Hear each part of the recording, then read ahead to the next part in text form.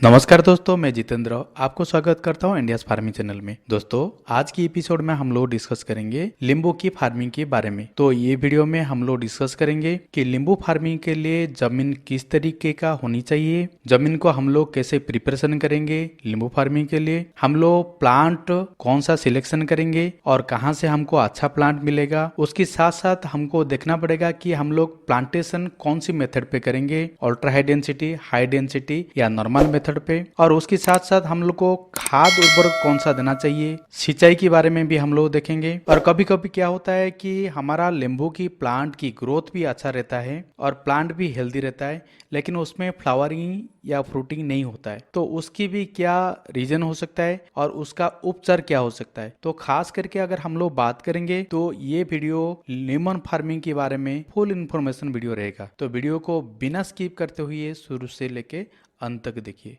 तो चलिए दोस्तों, वीडियो को शुरू करते हैं। सबसे पहले हम लोग बात करेंगे लैंड सिलेक्शन के बारे में। लेमन फार्मिंग के लिए जमीन का जो पीएच वैल्यू है वो 5.5 से 7.5 तक होनी चाहिए। और उसके साथ साथ हमको ये ध्यान देना पड़ेगा कि जमीन पे पानी जम के ना रहे। अच्छा ड्रेनेज सिस्टम होना चाहिए ताकि जब भी बारिश हो तो पानी फ्लो होके वो चला जाए। अगर पानी प्लांटेशन के बाद जमीन पे जम के रहेगा तो उसमें प्लांट की ग्रोथ भी नहीं होगा और उसके साथ साथ प्लांट मरने का चांसेस ज्यादा रहते हैं। तो जब भी हम लोग लैंड सिलेक्शन करेंगे तो ये सारी चीज को ध्यान देना पड़ेगा। अभी हम लोग बात करेंगे लैंड प्रिपरेशन के बारे में। तो सबसे पहले हमको क्या करना पड़ेगा कि जमीन को अच्छी तरह से 2 बार जुताई करना पड़ेगा अप्रैल महीने में। ताकि क्या होगा कि अप्रैल महीने पे जो धूप होता है, धूप की वजह से जो भी खरपतवार रहेगा और जमीन पे जो भी हार्मफुल फंगस रहेगा वो सोलर रेडिएशन की वजह से और सनलाइट की वजह से वो सब खत्म हो जाएगा। तो हमारा जमीन जो भी रहेगा वो खरपतवार से साफ हो जाएगा। और जमीन को अच्छी तरह से लेबल भी कर देंगे ताकि प्लांट जब भी लगाएंगे तो अननेसेसरी जो खरपतवार नहीं रहेगा और जमीन एक लेवल रहेगा। तो हमारा जो ड्रेनेज सिस्टम है वो उसमें अच्छा रहेगा। तो जब भी हम लोग लैंड प्रिपरेशन करेंगे तो ये सारी चीज को हमको ध्यान देना पड़ेगा। उसके बाद आता है हमारा लेमन की वेराइटी। अभी आज की डेट में जो मार्केट में सबसे ज्यादा डिमांड है वो कागजी बारहमासी लेमन का डिमांड है। तो ये क्या होता है, ये वेराइटी में हर एक सीजन में आपका फ्रूटिंग होगा और मार्केट में इस फ्रूट की काफी डिमांड है और ये कमर्शियल वेराइटी है। तो समर में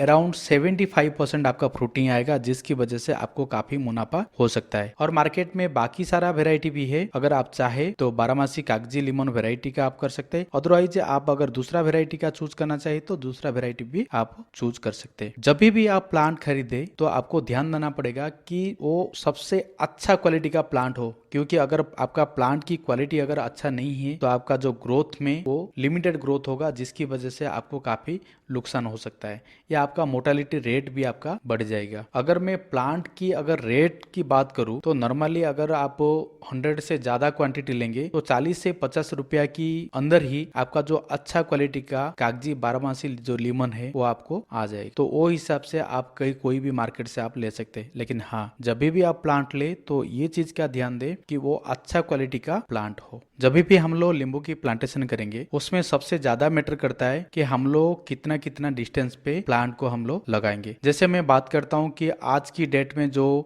सबसे अच्छा डिस्टेंस जो बोलते हैं या हर एक जगह पे मैक्सिमम जगह पे जिसको लगाते हैं वो है 8x8 लगाते हैं, 10x10 भी लगाते हैं और 12x10 है। अगर 8 फीट बाई 8 फीट अगर आप लगाते हैं तो पर एकड़ के हिसाब से आपको 670 प्लांट्स आएगा। अगर आप 10x10 लगाएंगे तो आपका 430 प्लांट्स आएगा। अगर 12x10 फीट अगर आप लगाएंगे तो 358 प्लांट्स आपका आएगा। तो वो हिसाब से आपको डिसाइड करना पड़ेगा कि सबसे पहले आप कौन सी डिस्टेंस पे प्लांट लगाना चाहते हैं। जो डिसाइड किया आपने, जैसे 8x8 डिसाइड किया तो वो हिसाब से आप पूरा जमीन को मार्किंग कीजिए, लाइन डोरी लीजिए, मेजरिंग टेप लीजिए और आप मार्किंग कीजिए। और बिना मार्किंग का गलती से भी आप प्लांट मत लगाइए, क्योंकि बाद में आपको दिक्कत हो सकता है। और उसके साथ साथ आप जब भी मार्किंग करेंगे 8x8 करेंगे, 10x10 करेंगे या 12x10 करेंगे तो उसके साथ साथ लेमन की फार्मिंग के साथ साथ भी आप इंटरक्रॉपिंग कर सकते हैं। अगर उससे अगर आप कम करेंगे तो आप जब भी जुताई करेंगे तो मैनुअली जुताई करेंगे या दूसरा कुछ छोटा इक्विपमेंट यूज करेंगे, उसमें आपका खर्चा ज्यादा आएगा। तो इसके लिए आप 8x8, 10x10 या 12x10 कीजिए ताकि आप ट्रैक्टर से भी आप जुताई कर सकते हैं, जिसमें आपका काफी सारा पैसा बच सकता है। तो जब भी प्लांटेशन कीजिए तो ये सारी चीज का आप ध्यान दीजिए। उसके बाद हम लोग बात करेंगे कि हमारा जो खड्डा खोदेंगे प्लांट लगाने के लिए उसका साइज क्या होनी चाहिए। तो उसका साइज क्या होना चाहिए ना 1 feet by 1 feet by 1 feet भी चलेगा, या आपका प्लांट थोड़ा सा अगर बड़ा है तो 1.5 फीट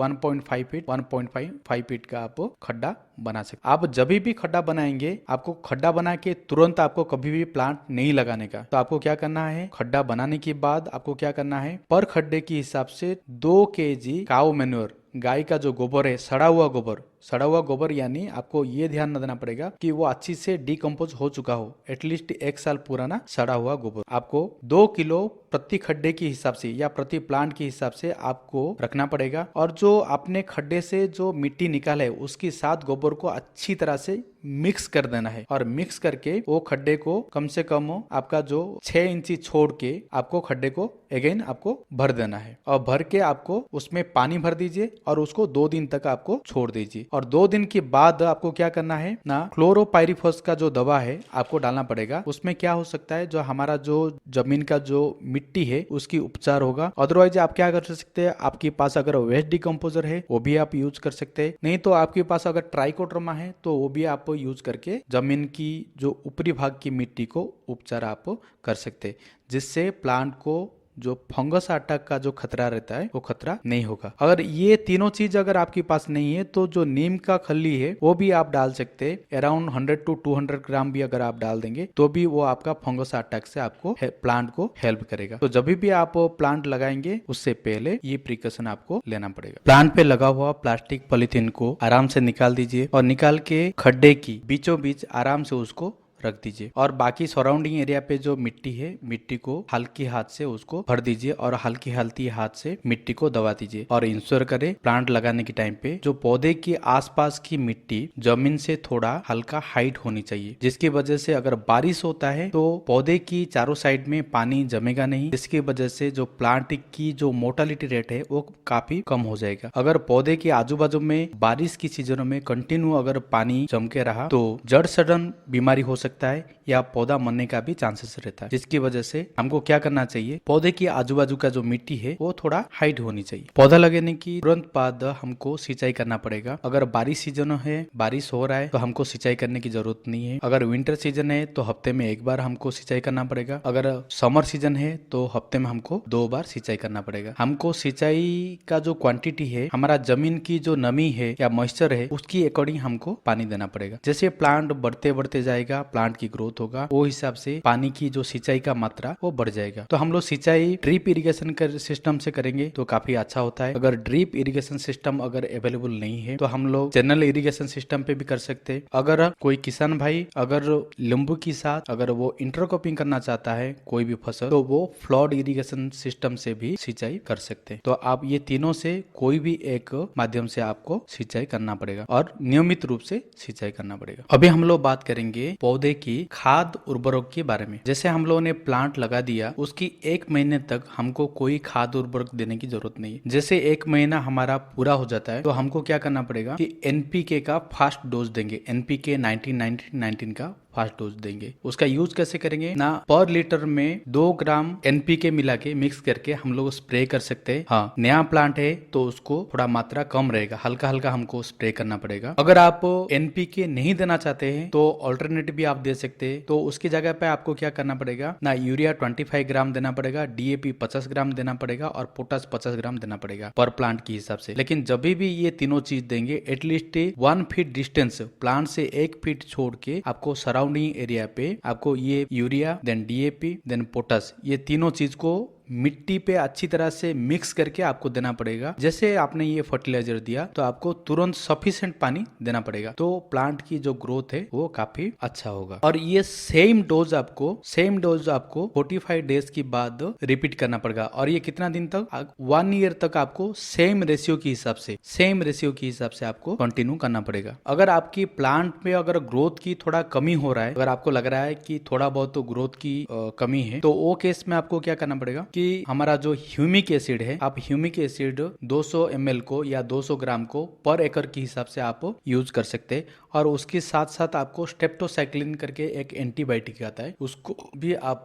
स्प्रे कर सकते हैं। तो आपका जो प्लांट का जो ग्रोथ है वो काफी अच्छा होगा। काफी बार क्या होता है कि पौधा प्लांटेशन करने के बाद एक्सेस बारिश, ज्यादा बारिश की वजह से पानी रुक जाता है और हमारा एटमॉस्फेयर पे क्या होता है, टेम्परेचर बढ़ जाता है, जिसकी वजह से ऊपर का जो मिट्टी है वो सूख जाता है लेकिन नीचे पानी रहता है, और जिसकी वजह से पौधे की जो सराउंडिंग एरिया पे टेम्परेचर बढ़ जाता है। हमारा जो टेम्परेचर 37 से ज्यादा चला जाता है, जिसकी वजह से हमारा जो फंगस वगैरह रहता है, हार्मफुल फंगस रहता है, उसको एक अनुकूल वातावरण मिल जाता है और वो अपना ग्रोथ करना वो चालू करता है और वो पौधे की रूट से वो अटैक करना चालू हो जाता है, और जिसकी वजह से पौधा सूखना चालू हो जाता है। जैसे ही आपको लगा कि आपकी पौधा सूखना चालू हो गया, पत्ता वगैरह सूखना चालू हो गया और ऊपर से पत्ता सूख के वो लास्ट को वो खत्म हो जाएगा। अगर आपको इस टाइप का अगर कुछ लग रहा है तो वो केस में आपको तुरंत क्या करना पड़ेगा, रेडोमिल गोल्ड का दवा आपको मिल जाएगा। तो रेडोमिल गोल्ड का दवा को पर लीटर में 2 ग्राम हिसाब से मिक्स करके आपको स्प्रे करना पड़ेगा। और उसके साथ साथ अगर रेडोमिल गोल्ड का अगर दवा आपको नहीं मिल रहा है तो कॉपर ऑक्सीक्लोराइड आपको मिल जाएगा। तो कॉपर ऑक्सीक्लोराइड को आप स्प्रे करेंगे तो ये जो जड़ सड़न या तना सड़न जो इसको बीमारी को बोलते हैं, ये बीमारी से राहत मिल जाएगा। अगर काफी बार क्या होता है, बारिश सीजनों में वो पत्ते में फंगस अटैक होता है, आपको लगा कि कोई पत्ता वगैरह उसका कलर चेंज हो रहा है या कोई फंगस वगैरह अटैक हुआ, तो वो केस में अगर वो पत्ते के ऊपर ही है वो फंगस है, तो वो केस में आपको इंडोफिल का M45 दवा है, उसको भी आपको पर लीटर 2 ग्राम हिसाब से मिक्स करके अगर आप स्प्रे करेंगे तो भी आपको काफी अच्छा रिजल्ट मिलेगा। ग्राफ्टेड लेमन प्लांट में 6 महीने से पहले ही फ्रूटिंग चालू हो जाता है, फ्लावरिंग एंड फ्रूटिंग चालू हो जाता है। तो 6 महीने से पहले हमको फ्रूटिंग नहीं लेना चाहिए, क्योंकि अगर 6 महीने से पहले हम लोग फ्रूटिंग ले लेंगे तो क्या होगा कि प्लांट की जो ग्रोथ है वो ग्रोथ में रुकावट आ जाएगा, जिसके दौरान जो प्लांट का जो क्वालिटी एंड फ्रूट की जो क्वालिटी दोनों में असर दिखेगा। तो इसके लिए 1 साल से पहले हमको प्लांट में फ्रूटिंग नहीं लेना चाहिए। अभी हम लोग बात करेंगे नींबू में होने वाली कुछ प्रमुख बीमारी के बारे में। तो सबसे पहले है कि कंकर रोग है, दूसरा है लीफ माइनर, तीसरा है लेमन बटरफ्लाई जिसको हम लोग नींबू की तितली भी बोलते हैं। अभी हम लोग बात करेंगे कंकर रोग के बारे में। ये कंकर रोग हुआ करके हमको कैसे पता चलेगा? जब भी कंकर रोग होगा तो पत्ता, नींबू की जो पत्ता रहता है वो हल्का पीला पड़ जाता है, साइड से हल्का पीला पड़ जाता है, और ये पत्ते से शुरू होता है, उसके बाद फिर उसका जो ब्रांच है, ब्रांच को अटैक, तो ब्रांच के ऊपर व्हाइट स्पॉट हो जाता है। और जैसे पत्ता और ब्रांच में पूरा वो अटैक हो गया, उसके बाद फाइनली वो क्या करता है, नींबू के ऊपर अटैक करता है। अगर वो नींबू के ऊपर अगर अटैक हो गया तो आप समझ लो कि नींबू की कोई भी मार्केट में वैल्यू नहीं है, वो नींबू स्पॉइल है, उसका कोई भी वैल्यू नहीं, वैल्यूलेस है वो। तो हमको नींबू को अटैक होने से पहले ही हमको उसका उपचार करना चाहिए। अभी उसका उपचार कैसे करेंगे? सबसे पहले हमको क्या करना पड़ेगा ना, हमारा जो बाग है, नींबू का बाग है, उसको खरपतवार से दूर रखना पड़ेगा, साफ रखना पड़ेगा बिल्कुल हमारा नींबू के बाग को। और उसके साथ साथ हमको क्या करना पड़ेगा ना, जो हमारा जो प्लांट की जो रूट है, रूट में हमारा बोर्डो पेस्ट है, बोर्डो पेस्ट को बना के हमको पेंट करना पड़ेगा, ये फर्स्ट है। और उसके साथ साथ हमको क्या करना पड़ेगा ना, जो कॉपर ऑक्सीक्लोराइड है 3 ग्राम को पर लीटर के हिसाब से मिक्स करके स्प्रे करना पड़ेगा। और उसके साथ साथ स्टेप्टोसाइक्लिन को 1 ग्राम पर 10 लीटर के हिसाब से मिक्स करके हमको स्प्रे करना पड़ेगा। अगर आप ऑर्गेनिक वे पे जाना चाहेंगे तो आपको क्या करना पड़ेगा ना, नीम ऑयल को पानी में मिक्स करके आप स्प्रे कर सकते हैं।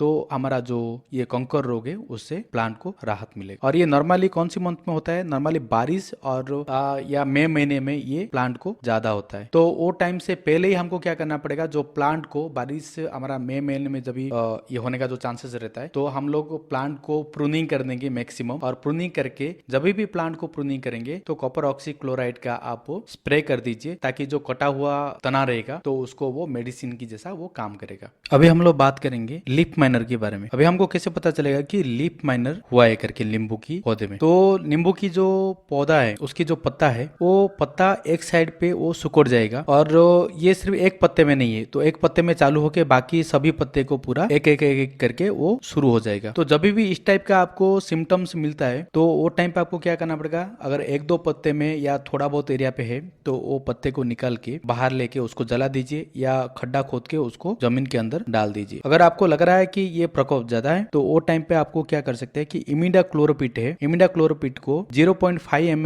ml को आप 1 लीटर पानी में मिक्स करके आप स्प्रे कर सकते हैं। अगर ये प्रकोप अगर ज्यादा है तो उसके साथ साथ आप 1 ग्राम स्टेप्टोसाइक्लिन को 10 लीटर पानी में इमिडाक्लोरोपिड के साथ मिक्स करके आप स्प्रे कीजिए, तो वो जो हमारा लीफ माइनर का जो बीमारी है वो पूरा ठीक हो जाएगा। अभी हम लोग बात करने वाले हैं कि लेमन बटरफ्लाई के बारे में। ये नॉर्मली से पहले नींबू की जो पत्ता है उसमें बटरफ्लाई के रूप में वो दिखाई देता है, बाद में ये परमानेंटली नेचर चेंज के हिसाब से ये कीड़े में परिवर्तन हो जाता है, और जब भी कीड़े में परिवर्तन हो जाता है ये पत्ते को खाना चालू करता है, और ये पत्ते को खा खा के पूरा पत्ता जो लेमन की प्लांट है उसको पूरा साफ कर देता है। तो ये जो बीमारी है, ये जो कीड़ा है, उससे बचने के लिए हमारा ट्रीटमेंट क्या है। अगर आपको लग रहा है कि ये लेमन बटरफ्लाई का अगर आपकी नींबू की फार्म पे अटैक हुआ है तो उसके लिए क्या करना पड़ेगा कि इमिडाक्लोरोपिड 0.5 ml को 1 लीटर के हिसाब से मिक्स करके स्प्रे कर सकते हैं। अगर आपको लग रहा है कि इसका ज्यादा प्रकोप है तो वो केस में आप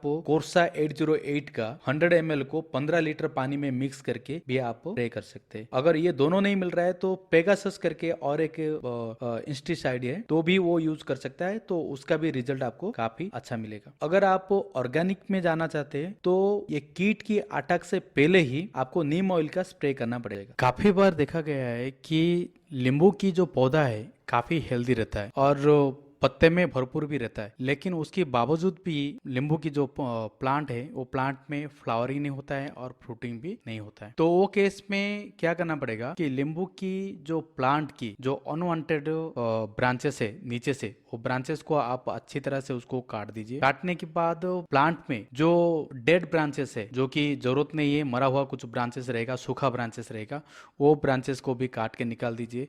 और आपको लग रहा है कि अब ज्यादा घना है तो भी कुछ प्रूनिंग भी आप कर सकते हैं, तो अनवांटेड ब्रांचेस को निकाल के आप फेंक दीजिए। और उसके बाद क्या कीजिए कि नींबू की जो पौधा है, पौधे की रूट से 3 फुट छोड़ के सराउंडिंग एरिया पे 1 फीट डेप्थ पे खड्डा बनाइए और वो मिट्टी को आप निकाल दीजिए। सर्कल पे आप खड्डा बना के उसमें आप क्या कर सकते हैं कि आप सर्कल की आकृति में आप खड्डा बनाइए और उसमें आप 100 ग्राम यूरिया डालिए, डीएपी 200 ग्राम डालिए और आपका जो पोटास है वो 200 ग्राम डालिए। और उसके साथ साथ सड़ा हुआ गोबर, अच्छी से जो गोबर डिकम्पोज हुआ होगा, गाय का गोबर हो या कोई भी गोबर हो, आप जो खड्डा बनाया है भरपूर मात्रा में आप डाल दीजिए। और डालने के बाद जो मिट्टी आपने बाहर निकाला है उसका आधा मिट्टी आप उसमें डाल दीजिए। तो डालने के बाद जो आकृति है इस टाइप का आपको दिखेगा। उसके बाद आप क्या कीजिए कि पानी डालिए और पानी डालने के बाद वो जो हीट रहेगा वो हीट कम हो जाएगा। और उसके 15 दिन के बाद देखिए उसमें प्लांट में आपका जो फ्लावरिंग है और न्यू पत्ता है, न्यू ब्रांचेस है,